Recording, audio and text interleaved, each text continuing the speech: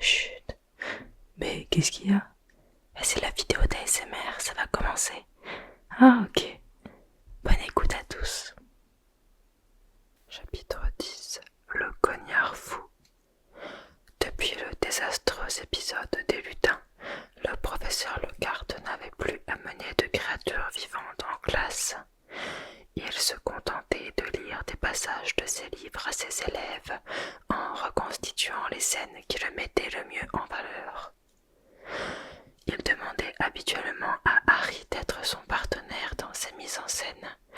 Harry avait ainsi dû jouer successivement le rôle d'un villageois de Transylvanie que Lockhart avait guéri d'un sortilège de babillage, d'un yéti atteint d'un refroidissement et d'un vampire qui n'arrivait plus à manger autre chose que de la laitue depuis que Lockhart s'était occupé de lui. Ce jour-là, Harry fut chargé d'interpréter devant toute la classe le rôle d'un loup-garou.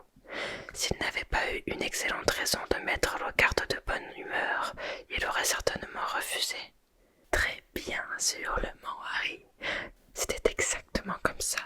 Et ensuite, vous me croirez si vous voudrez, j'ai bondi sur lui comme ceci. Je l'ai plaqué à terre comme ça. D'une seule main, j'ai réussi à l'immobiliser.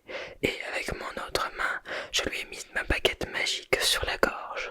J'ai alors rassemblé mes dernières forces et je lui ai jeté un sort extrêmement complexe qu'on appelle le sortilège d'Homomorphus. Il a poussé un petit cri pitoyable. Vas-y Harry, plus fort que ça, très bien. Sa fourrure a disparu, ses crocs se sont ratatinés et il a repris sa forme humaine. Simple mais efficace, et voilà comment, une fois de plus, tous les habitants d'un village se souviendront éternellement de moi comme du héros qui les a délivrés de la terreur que faisait peser chaque mois l'abominable loup-garou. La cloche sonna pour annoncer la fin du cours et Lockhart se leva. Voici le sujet de votre prochain devoir. Vous composerez un poème racontant ma victoire sur le loup-garou de Wagga Wagga. L'auteur du meilleur poème recevra un exemplaire dédicacé de Moi le magicien. Les élèves commencèrent à sortir et Harry rejoignit Ron et Hermione au fond de la classe. Prêt, murmura Harry. Allons-y, dit Hermione. Elle s'approcha du bureau de Lockhart, un morceau de papier serré dans sa main. Harry et Ron se tenaient derrière elle. Professeur Lockhart, balbutia Hermione, j'aurais voulu prendre ce livre à la bibliothèque, simplement pour ma culture générale. La main un peu tremblante, elle lui tendit le morceau de papier. L'ennui, c'est qu'il se trouve à la réserve, alors j'aurais besoin d'une autorisation écrite d'un professeur. Je crois que ce livre m'aiderait beaucoup à mieux comprendre ce que vous avez écrit dans Vadrouille avec les ghouls, au sujet des venins à action lente. Ah, vadrouille avec les ghouls, s'exclama Lockhart en prenant le papier avec un large sourire. C'est peut-être mon livre préféré. Il t'a plu? Oh oui, répondit Hermione avec enthousiasme. J'ai adoré le chapitre où vous racontez comment vous avez attrapé une goule avec une passoire à thé. Je suis sûre que personne ne m'en voudra de permettre à la meilleure élève de l'école d'accroître ses connaissances, dit chaleureusement Lockhart en prenant une énorme plume de paon. Ron parut scandalisé, mais Lockhart crut voir dans l'expression de son visage une réaction admirative. « Elle est jolie, n'est-ce pas ?» lui dit-il. « D'habitude, je m'en sers pour dédicacer mes livres. » Il griffonna une énorme signature en lettres rondes sur le papier que lui avait donné Hermione et le lui rendit. « Alors, Harry, dit Lockhart, tandis qu'Hermione repliait fébrilement le papier et le fourrait dans son sac. « Demain, c'est le premier match de Quidditch de la saison, je crois. Gryffondor contre Serpentard, c'est ça? J'ai entendu dire que tu étais un joueur efficace. J'ai moi-même joué au poste d'attrapeur. On m'a proposé d'entrer dans l'équipe nationale, mais j'ai préféré consacrer ma vie au combat contre les forces du mal. Si jamais tu as besoin de quelques conseils, n'hésite surtout pas à m'en demander. Je serai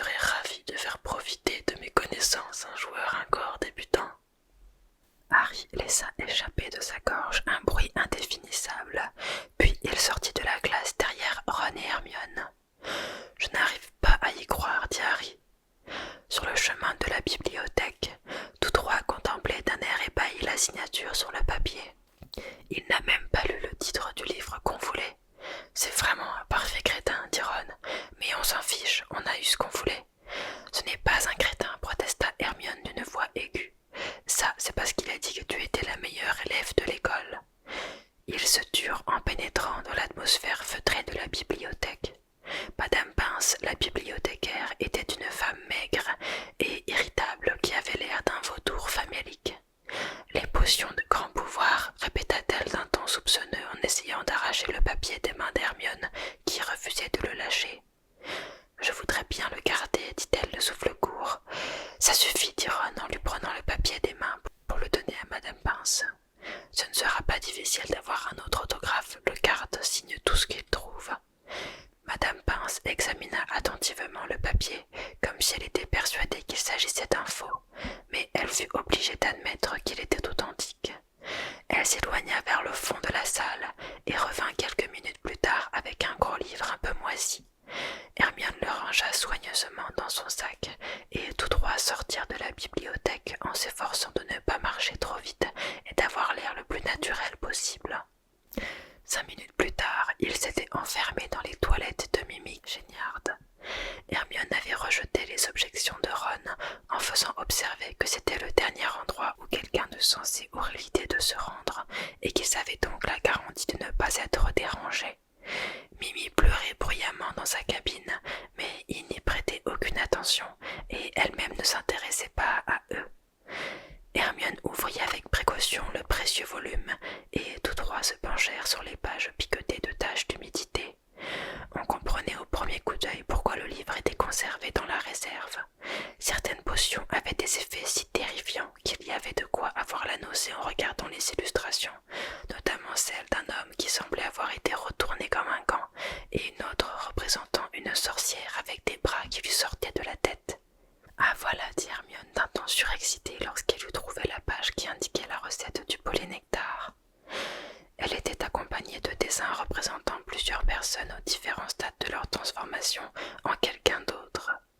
Harry espérait de tout son cœur que l'expression de souffrance de leur visage n'était due qu'à l'imagination de l'artiste.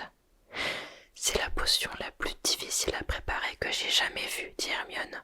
Chrysope, sangsue, cicimbre et polygonome, murmura-t-elle en suivant du doigt la colonne d'ingrédients. Ça c'est facile, on s'en sert en classe, mais là regardez, de la corne de bicorne en poudre, je me demande où on va en trouver, et de la peau de serpent d'arbre du Cap, ça aussi c'est dur, sans compter un petit morceau de celui dont on veut prendre l'apparence. Pardon, coupa Ron, qu'est-ce que tu entends par un petit morceau de celui dont on veut prendre l'apparence? Je refuse de boire un truc qui contiendrait un ongle d'orteil de crabe. Hermione fit semblant de ne pas l'avoir entendu. Mais on n'a pas besoin de s'en occuper maintenant, c'est au dernier moment qu'il faut le rajouter. Ron resta sans voix et se tourna vers Harry qui s'inquiétait d'autre chose. Tu te rends compte de tout ce qu'on va devoir voler?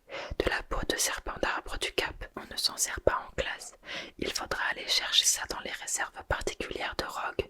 Je ne sais pas si c'est une bonne idée. Hermione referma le livre d'un coup sec. Si vous avez peur, tous les deux, c'est d'accord, dit-elle. De grosses taches rouges s'étalaient sur ses joues et ses yeux étaient plus brillants qu'à l'ordinaire. Je ne tiens absolument pas à faire des choses interdites, vous le savez bien, mais vouloir renvoyer les enfants de Moldu me paraît beaucoup plus grave que de préparer une potion un peu délicate. Si vous ne voulez pas qu'on sache si Malfoy est derrière tout ça, je retourne tout de suite rendre ce livre à Madame Pince et on n'en parle plus.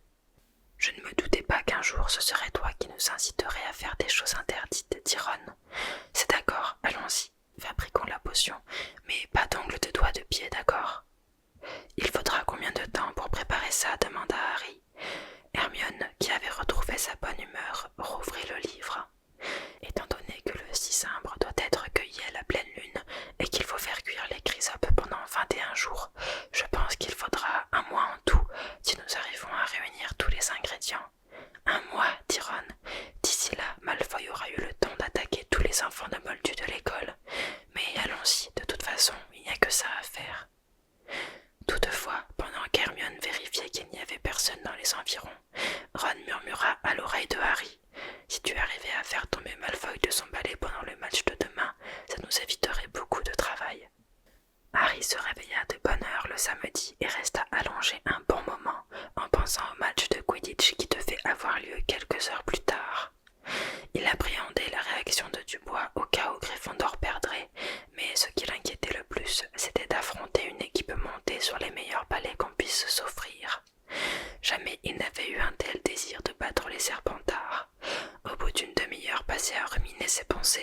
Il se leva et descendit prendre son petit déjeuner dans la grande salle où il retrouva les autres joueurs de Gryffondor tendus et silencieux.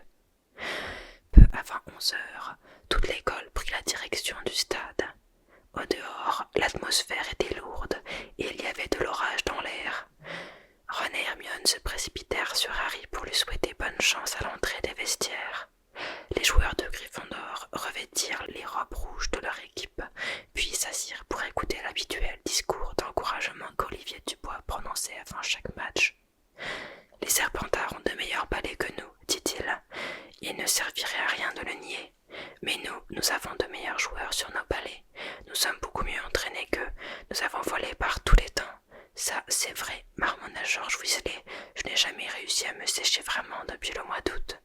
Et nous allons leur faire regretter le jour où ils se sont vendus à ce petit détritus de Malfoy. » Le visage grave, Dubois se tourna vers Harry. « C'est toi, Harry, qui devras leur montrer qu'il ne suffit pas d'avoir un père riche pour être un attrapeur digne de ce nom. Saisis-toi du vif d'or avant Malfoy.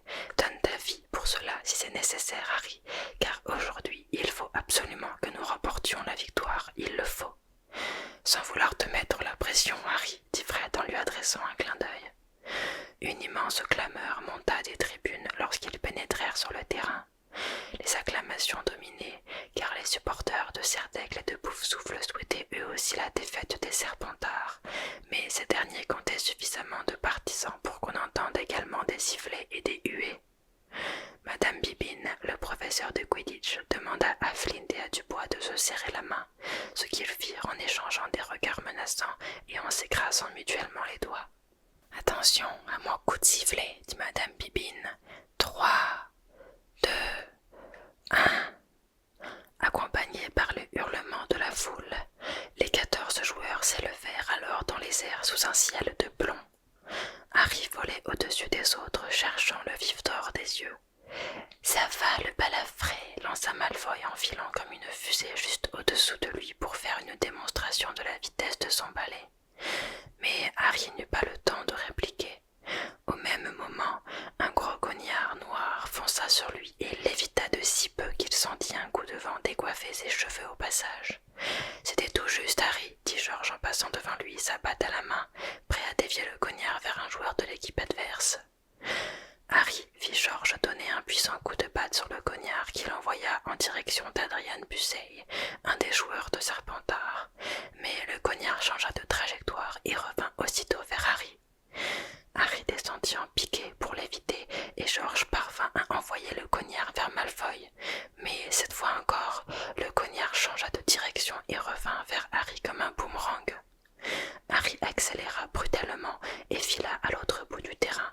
Il entendait derrière lui le cognard qui le suivait en sifflant. Que se passait-il? D'habitude, les cognards ne s'acharnaient jamais sur un seul joueur. Ils avaient au contraire pour rôle de désarçonner le plus de joueurs possible en les attaquant au hasard. Fred Weasley attendait le cognard à l'autre extrémité du terrain. Harry baissa la tête tandis que Fred frappait de toutes ses forces le cognard qui dévia enfin de sa course.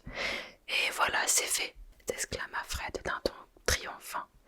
Il avait tort.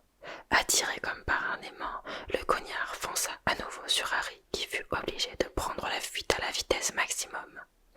Il avait commencé à pleuvoir et Harry sentait de grosses gouttes s'écraser sur son visage en éclaboussant ses lunettes.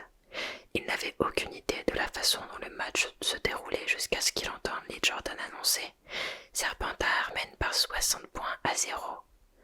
Sans aucun doute, les balais des Serpentards montraient leur supériorité, et pendant ce temps-là, le cognard fou faisait tout ce qu'il pouvait pour essayer d'abattre Harry. Fred et George étaient obligés de voler si près de lui pour le protéger que Harry n'avait plus aucune chance d'apercevoir le vif d'or, encore moins de l'attraper. « Quelqu'un a trafiqué ce cognard », grommela Fred en brandissant sa batte de toutes ses forces pour le détourner d'une nouvelle attaque contre Harry. « Il faut siffler un temps mort », dit George qui essaya de faire un signe à Dubois et donna en même temps un coup de batte au cognard, l'empêchant ainsi de casser le nez de Harry. De toute évidence, Dubois avait reçu le message. Madame Bibine lança le coup de sifflet salvateur et Harry, Fred et George foncèrent vers le sol, essayant toujours d'éviter le cognard fou. « Qu'est-ce qui se passe ?» demanda Dubois aux joueurs de Gryffondor sous les moqueries des supporters de Serpentard. « On est cassé. Fred, Georges, qu'est-ce que vous fabriquiez quand le cognard a empêché Angelina de marquer? On était à 10 mètres au-dessus à essayer d'arrêter l'autre cognard qui voulait fracasser le crâne de Harry, répliqua Georges avec colère. Quelqu'un l'a trafiqué. Il n'a pas arrêté de harceler Harry sans jamais s'en prendre à personne d'autre. Les Serpentards ont dû l'ensorceler. Pourtant, les cognards sont restés sous clé dans le bureau de Madame Pipine depuis notre dernière séance d'entraînement, et ils étaient parfaitement normaux à ce moment-là, dit Dubois d'une voix inquiète. Madame Pipine se dirigeait vers eux. Derrière elle, Harry voyait l'équipe des Serpentards qui le montraient du doigt en lançant des colibés. En tout cas, dit Harry à Fred et à Georges tandis que Madame Pipine approchait, si vous me volez autour sans arrêt, je n'arriverai jamais à attraper le vif d'or, sauf s'il vient se prendre dans ma manche. Alors occupez-vous des autres joueurs, je me charge du cognard fou. Ne sois pas idiot, dit Fred, il va t'arracher la tête. Olivier, c'est une absurdité, dit Alicia Spinett d'un ton furieux. On ne peut pas laisser Harry tout seul face à ce machin. Il faut demander une enquête. Si on interrompt le match, ça veut dire qu'on déclare forfait, protesta Harry. Et on ne va quand même pas laisser la victoire au Serpentard à cause d'un cognard fou. Il faut que je me débrouille tout seul. C'est entièrement ta faute, dit Fred à Olivier. Saisis-toi de vif d'or, donne ta vie pour ça si c'est nécessaire. Quelle idiotie de dire des choses pareilles. Madame Pipine venait de les rejoindre. Prie à reprendre le match, demanda-t-elle à Dubois. Celui-ci jeta un coup d'œil à Harry, qui paraissait toujours aussi déterminé. Oui, répondit Dubois. Fred et Georges, vous avez entendu Harry. Laissez-le se débrouiller tout seul avec le cognard. La pluie tombait drue à présent. Au coup de sifflet de Madame Pipine, Harry s'éleva dans les airs et entendit bientôt derrière lui le sifflement qui trahissait la présence du cognard fou. Harry monta de plus en plus haut dans une suite de cercles, de tonneaux, de zigzags, de piquets et de remontées en chandelle pour éviter son poursuivant. Un peu étourdi, il gardait les yeux grands ouverts. La pluie martelait ses lunettes et des gouttes pénétrèrent dans ses narines lorsqu'il se retourna la tête en bas pour échapper à une nouvelle attaque du cognard. Il entendait les spectateurs rire sur les gradins. Il savait qu'il devait avoir l'air ridicule en exécutant toutes ces figures, mais elles étaient efficaces car le cognard était lourd et ne pouvait pas changer de direction aussi facilement que lui. Il se lança ainsi dans un exercice de montagne russe tout autour du stade, tout en observant à travers le rideau de pluie les buts de Gryffondor qui subissaient une attaque d'Adrian Pusset. Un sifflement aux oreilles de Harry lui indiqua que le cognard venait de le frôler à nouveau. Il prit aussitôt un virage serré et fila dans la direction opposée. « Tu prépares un balai aérien, Potter !» cria Malfoy, alors que Harry était contraint de faire une sorte de pirouette ridicule pour éviter le cognard. Harry fila à toute vitesse, le cognard le suivant de près. Il se retourna vers Malfoy avec un regard de haine et aperçut alors le vif d'or qui voletait à quelques centimètres au-dessus de l'oreille gauche de Malfoy. Celui-ci, trop occupé à se moquer de lui, ne l'avait pas vu. Pendant un terrible moment, Harry resta sur place, sans oser foncer sur Malfoy de peur qu'il ne lève les yeux et aperçoive à son tour le vif d'or. Flamme! Harry avait hésité un instant de trop, et le cognard venait de l'atteindre de plein fouet en lui cassant le bras. Étourdi par une douleur fulgurante, il glissa de côté sur le manche de son balai ruisselant de pluie, son bras droit inerte le long de son flanc. Le cognard lança alors une deuxième attaque, en essayant cette fois de le frapper au visage. Harry fit une embardée en n'ayant plus qu'une seule idée dans son cerveau embrumé, foncer sur Malfoy. Aveuglé par la pluie et la douleur, il fondit sur le visage luisant et goguenard de Drago Malfoy, qui écarquilla soudain les yeux d'un air terrorisé, persuadé que Harry l'attaquait. « Qu'est-ce que » s'exclama-t-il en s'enfuyant de toute la vitesse de son balai. Harry lâcha le balai que tenait sa main valide et fit un geste désespéré pour essayer d'attraper le vif d'or. Il sentit alors ses doigts se refermer sur la petite sphère glacée, mais il ne tenait plus le balai qu'avec ses jambes. Sur les gradins, la foule des spectateurs se mit à hurler lorsqu'il plongea droit vers le sol, en essayant de toutes ses forces de ne pas s'évanouir. Avec un bruit sourd, il tomba dans la boue qui recouvrait le terrain et roula par terre, son bras tordu formant un angle inquiétant. Terrassé par la douleur, il entendit vaguement les cris et les sifflets qui retentissaient autour de lui, puis il tourna les yeux vers le vif d'or qu'il serrait dans sa main valide. « On a gagné » murmura-t-il, et il s'évanouit. Lorsqu'il reprit connaissance, il était toujours allongé sur le terrain, la pluie continuait de lui marteler le visage, et quelqu'un était penché sur lui. Harry vit une rangée de dents étincelantes. « Oh non, pas vous, gémit-il. » Il ne sait plus ce qu'il dit, lança Lockhart d'une voix claironnante à l'adresse des élèves de Gryffondor qui se pressaient autour de lui, l'air anxieux. « Ne t'inquiète pas, Harry, je vais soigner ton bras. »« Non, protesta Harry, je préfère le garder comme ça. » Il essaya de se relever, mais la douleur était atroce. Il entendit alors un déclic familier à côté de lui. « Je n'ai pas besoin de photos maintenant, Colline, s'écria-t-il avec force. « Reste allongé, Harry, dit Lockhart d'une voix apaisante. C'est un sortilège très simple que j'ai souvent utilisé. Je préfère aller à l'infirmerie, dit Harry, les dents serrées. Ce serait préférable, professeur, approuva un Dubois couvert de boue qui ne pouvait s'empêcher de sourire largement malgré la blessure de son attrapeur. Bravo, Harry, c'était magnifique, très spectaculaire, le plus joli coup que tu aies réussi jusqu'à maintenant. À travers les rangées de jambes alignées autour de lui, Harry aperçut Fred et George Weasley qui s'efforçaient à grand-peine d'enfermer dans sa boîte le cognard fou toujours acharné à en découdre. « Reculez-vous, dit Lockhart en retroussant les manches de sa robe d'un vert de jade. « Non, pas ça, protesta faiblement Harry. Mais Lockhart continua à faire des moulinets avec sa baguette magique qu'il pointa soudain sur le bras de Harry. Une sensation étrange et désagréable se répandit aussitôt dans son bras, depuis l'épaule jusqu'au bout des doigts. Il avait l'impression que son bras se dégonflait comme un vieux pneu. Les yeux fermés, il n'osait pas regarder ce qui se passait, mais ses pires craintes se trouvèrent confirmées lorsqu'il entendit autour de lui des exclamations stupéfaites auxquelles se mêlait le cliquetis frénétique d'un appareil photo. Son bras ne lui faisait plus mal. Il avait même l'impression de ne plus en avoir du tout. « Oui, en effet, dit Lockhart, c'est une chose qui peut se produire de temps en temps, mais l'essentiel, c'est que les os ne sont plus cassés. C'est surtout ça qu'il faut avoir à l'esprit. Eh bien, voilà, Harry, il ne te reste plus qu'à aller à l'infirmerie. Monsieur Weasley, Miss Granger, pouvez-vous l'accompagner là-bas, s'il vous plaît? Madame Pomfrey n'aura qu'à arranger ça. » Lorsque Harry se releva, il se sentit étrangement bancal. Il prit une profonde inspiration et se résolut à regarder dans quel état se trouvait son bras. Il faillit alors s'évanouir à nouveau. Ce qu'il voyait dépasser de sa manche ressemblait à un gros gant en caoutchouc, couleur chair. Il essaya de remuer ses doigts, mais rien ne se produisit. Lockhart n'avait pas ressoudé les os, il les avait fait disparaître. Madame Pomfrey était furieuse. « Vous auriez dû venir immédiatement ici, fulmina-t-elle en soulevant le bras amorphe et sans vie de Harry. Je peux ressouder les os en quelques secondes, mais les faire repousser. Vous allez y arriver, n'est-ce pas? Demanda Harry, désespéré.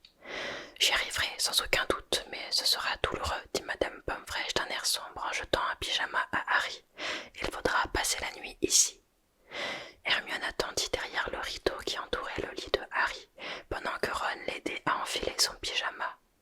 Il fallut un certain temps pour faire entrer le bras caoutchouteux dans la manche de la veste. « Alors, Hermione, tu admires toujours autant Lockhart maintenant ?» dit Ron à travers le rideau. Si Harry avait eu envie d'être transformé en mollusque, il l'aurait demandé. « Tout le monde peut commettre des erreurs, répondit Hermione. D'ailleurs, ça ne te fait plus mal, n'est-ce pas, Harry? Non, dit Harry. L'ennui, c'est que ça ne me fait plus rien du tout. Lorsqu'il se laissa tomber sur le lit, son bras rebondit comme un bout de chiffon. Hermione et Madame Pomfrey passèrent de l'autre côté du rideau. Madame Pomfrey tenait dans sa main une grande bouteille dont l'étiquette indiquait « Poussos ». « Tu vas passer une mauvaise nuit, prévint-elle en versant le liquide fumant de la bouteille dans un bol qu'elle lui tendit. Faire repousser des os, ça fait mal. Lorsqu'il avala le liquide, Harry avait la bouche et la gorge en feu et il se mit à tousser. Madame Pomfrey s'en alla, pestant contre les sports dangereux et les professeurs incompétents, et laissa le soin à Ron et à Hermione d'aider Harry à avaler un peu d'eau. « On a quand même gagné, dit Ron avec un large sourire. Vraiment incroyable la façon dont tu as attrapé le vif d'or. Il fallait voir la tête de Malfoy, il avait l'air prêt à tuer. J'aimerais bien savoir ce qu'il a fabriqué avec ce cognard, dit sombrement Hermione. ça à la liste des questions qu'il faudra lui poser quand on aura pris le polynectar, dit Harry en s'enfonçant dans ses oreillers. J'espère au moins que ça a meilleur goût que cette horreur. Tu rigoles, s'il y a des bouts de serpentard dedans, c'est impossible, dit Ron. À ce moment, la porte de l'infirmerie s'ouvrit à la volée. Sale et ruisselant, les joueurs de l'équipe de Gryffondor venaient saluer Harry. Extraordinaire ce que tu as fait, Harry, dit George. Je viens de voir Marcus Flint passer un savon à Malfoy en hurlant qu'il avait le vif d'or juste au-dessus de sa tête et qu'il ne l'a même pas vu. Malfoy n'en menait pas large, tu peux me croire. Ils avaient apporté des gâteaux, des bonbons et du jus de citrouille. Ils s'installèrent autour du lit et improvisèrent ce qui promettait d'être une belle fête lorsque Madame Pomfrèche surgit soudain en hurlant « Ce garçon a besoin de repos, il faut lui faire repousser 33 os. Alors, dehors, dehors !» Harry se retrouva tout seul, sans autre distraction que la douleur lancinante qui lui transperçait le bras.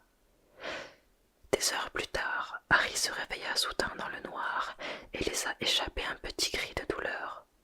Il avait l'impression à présent que son bras était rempli d'échardes. Pendant un instant, il crut que c'était ce qui l'avait réveillé, mais il poussa un cri d'horreur en se rendant compte que quelqu'un était en train de lui éponger le front dans l'obscurité. « Laissez-moi tranquille !» s'exclama Harry. Puis soudain, il reconnut Dobby. Les yeux énormes de l'elfe, aussi gros qu'une balle de tennis, contemplaient Harry dans les ténèbres, et une larme coulait le long de son nez pointu. « Harry Potter est revenu à l'école, » murmura-t-il consterné. « Dobby n'a pas cessé de mettre en garde Harry Potter. Ah, monsieur, pourquoi n'avez-vous pas écouté Dobby? Pourquoi Harry Potter n'est-il pas retourné chez lui après avoir raté le train ?» Harry se souleva sur ses oreillers et repoussa l'éponge que Dobby lui passait sur le front. « Qu'est-ce que tu fais ici ?» dit-il. « Et comment sais-tu que j'ai raté le train ?» Les lèvres de Dobby se mirent à trembler et Harry eut tout à coup un soupçon. « C'était toi, dit-il lentement.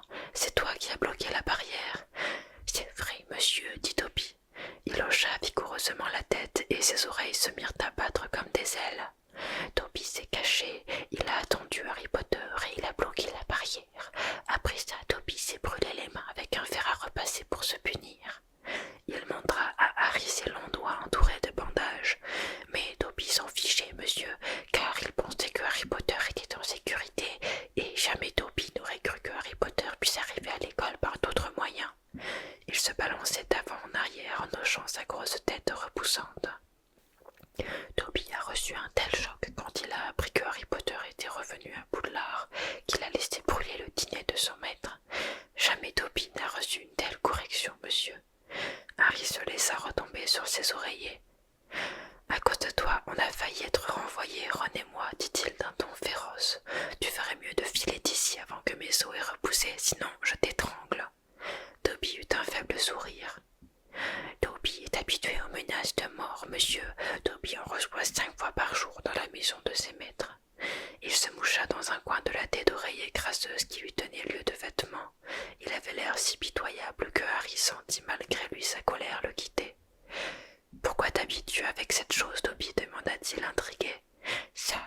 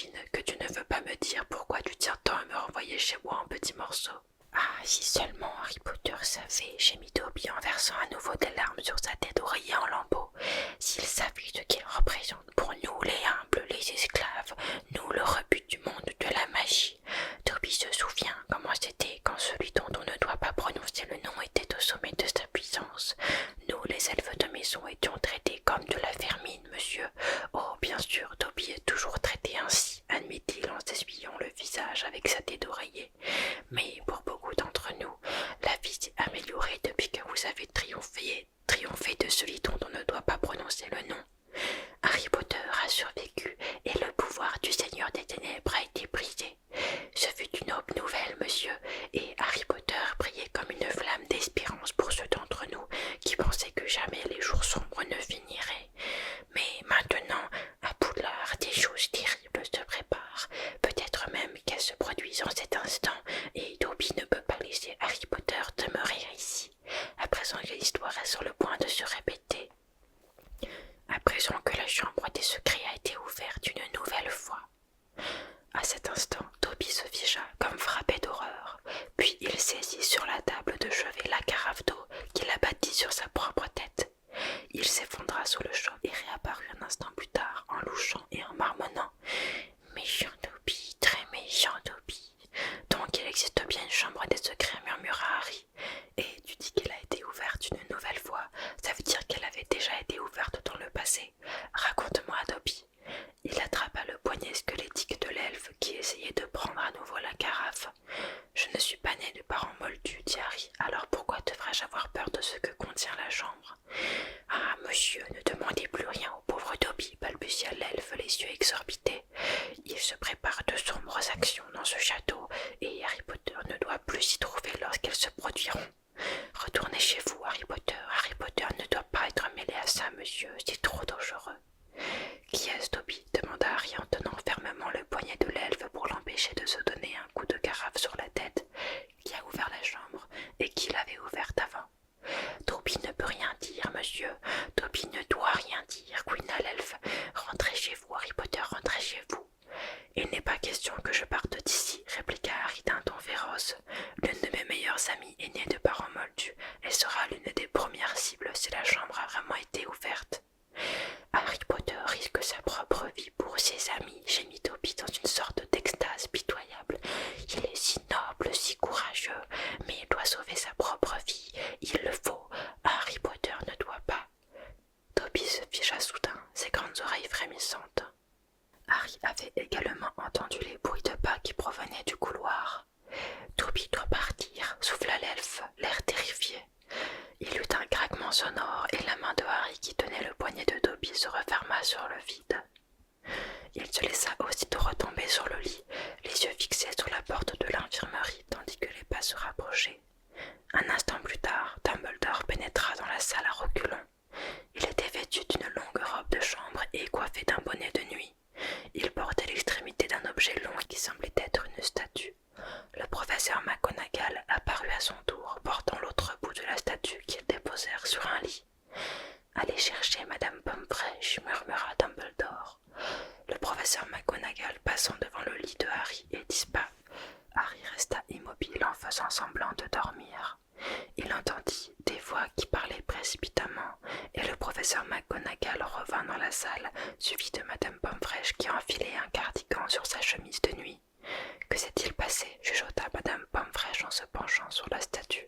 « Une nouvelle agression, » répondit Dumbledore. « Minerva l'a trouvée dans l'escalier. »« Il y avait une grappe de raisin à côté de lui, » dit le professeur McGonagall. « Je pense qu'il voulait rendre visite à Potter. » Harry sentit son estomac se contracter douloureusement.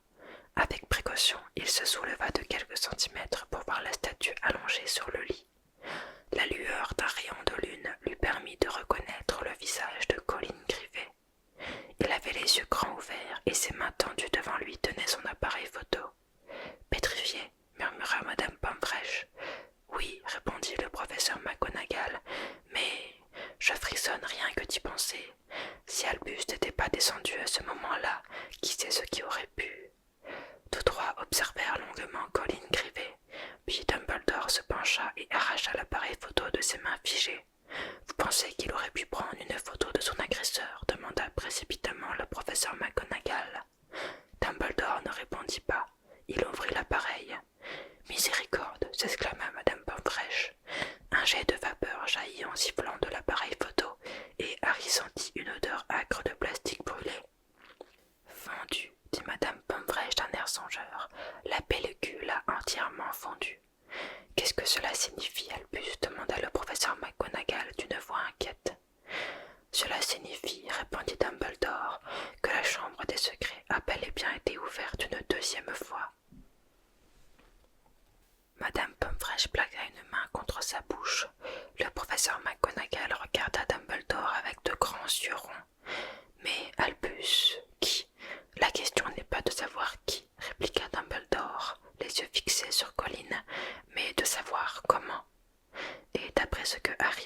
regard du visage de McGonagall, elle ne semblait pas comprendre mieux que lui ce que Dumbledore avait voulu dire. Aujourd'hui, j'aimerais parler du match de Quidditch, notamment de la réaction qu'ont eu tout le monde par rapport au cognard fou. Pourquoi personne ou presque n'a agi face à ce cognard? Surtout le corps enseignant. J'attendais d'eux qu'ils agissent.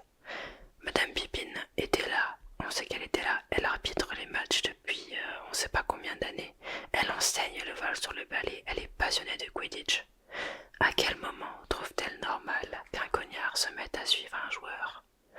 Même l'équipe, qui est composée d'enfants et adolescents de 12 à 16 ans, s'en rend compte. Désolé, mais là, il y a une incohérence et un manque de réalisme dans la réaction de Madame Pippin et de l'ensemble des enseignants. Et aussi pourquoi Lockhart se prend pour un médecin. Pourquoi Madame Pomfresh n'est pas venue au match? Elle devrait assister au match avec une équipe de secours, puisqu'on sait qu'il y a toujours des problèmes au niveau des matchs de Quidditch, des problèmes qui se passent avec des cognards qui cassent des bras, qui font tomber les joueurs de leur balai. Alors pourquoi il n'y a pas une sécurité à proximité?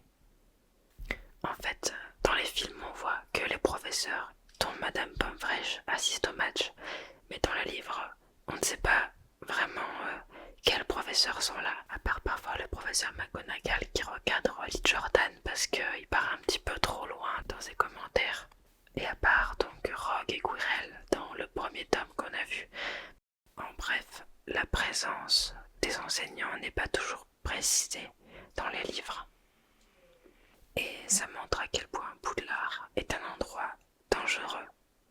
En plus, Hermione, Harry et Ron arrivent à emprunter un livre, ça aurait pu être n'importe lequel, à cause du manque de professionnalisme et de responsabilité de Lockhart. Donc à ce stade, c'est pas étonnant que Poudlard ait formé Voldemort, puisque c'est super facile de se procurer n'importe quel livre qui peut apporter des connaissances en potions ultra dangereuses ou en magie noire par exemple.